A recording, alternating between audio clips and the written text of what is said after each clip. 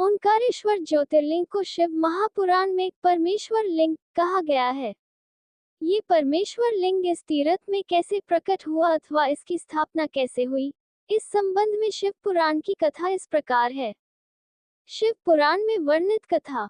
एक बार मुनिश्रेष्ठ नारद ऋषि घूमते हुए गिरिराज विंध्य पर पहुंच गए। विंध्य ने बड़े आदर सम्मान के साथ उनकी विधिवत पूजा की। मैं सर्वगुण संपन्न हूँ, मेरे पास हर प्रकार की संपदा है, किसी वस्तु की कमी नहीं है। इस प्रकार के भाव को मन में लिए विंध्याचल नारद जी के समक्ष खड़ा हो गया। अहंकार नाशक श्री नारद जी विंध्याचल की अभिमान से भरी बातें सुनकर लंबी सांस खींचते हुए चुपचाप खड़े रहे। उसके बाद विंध्य पर्वत ने पूछा, आपको मेरे पास कौन सी कमी दिखाई दी? आपने किस कमी को देखकर लंबी सांस खींची?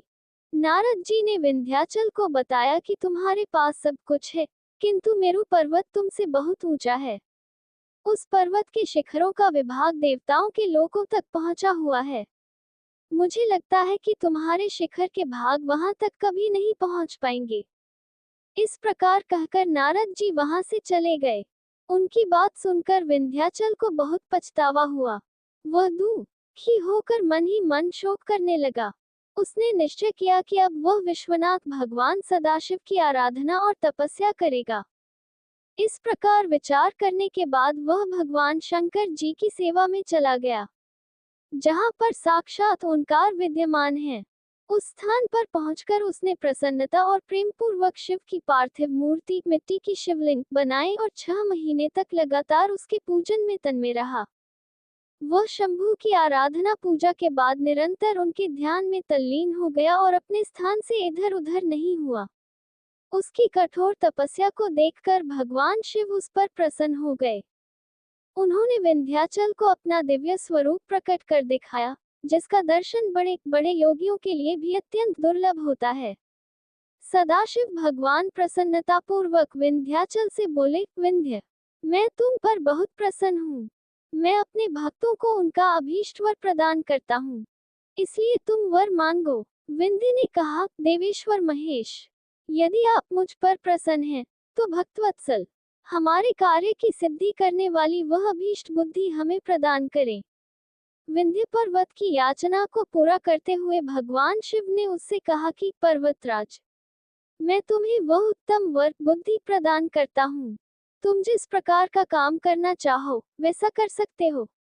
मेरा आशीर्वाद तुम्हारे साथ है। भगवान शिव ने जब विंध्य को उत्तम वर दे दिया, उसी समय देवगण तथा शुद्ध बुद्धि और निर्मल चित्त वाले कुछ ऋषिगण भी वहां आ गए। उन्होंने भी भगवान शंकर जी की विधिवत पूजा की और उनकी स्तुति करने के बाद उनसे कहा, प्रभु, आप हमेशा के लिए यहाँ स्थिर होकर निवास करें। देवताओं की बात से महेश्वर भगवान शिव को बड़ी प्रसन्नता हुई। लोगों को सुख पहुंचाने वाले परमेश्वर शिव ने उन ऋषियों तथा देवताओं की बात को प्रसन्नता पूर्वक स्वीकार कर लिया। वहां स्थित एक ही ओंकारलिंग 2 स्वरूपों में विभक्त हो गया। प्रणव के अंतर्गत जो सदाशिव विद्यमान हुए, उन्हें ओंकार नाम से जाना जाता है। इसी प्रकार पार्थिव मूर्ति में जो ज्योति प्रतिष्ठित हुई थी, वह परमेश्वर लिंग के नाम से विख्यात हुई। परमेश्वर लिंग को ही अमलेश्वर भी कहा जाता है। इस प्रकार भक्तजनों को अभीष्ट फल प्रदान करने वाले ओंकारेश्वर और परमेश्वर नाम से शिव के ये ज्योतिर्लिंग जगत में प्रसिद्ध हुए।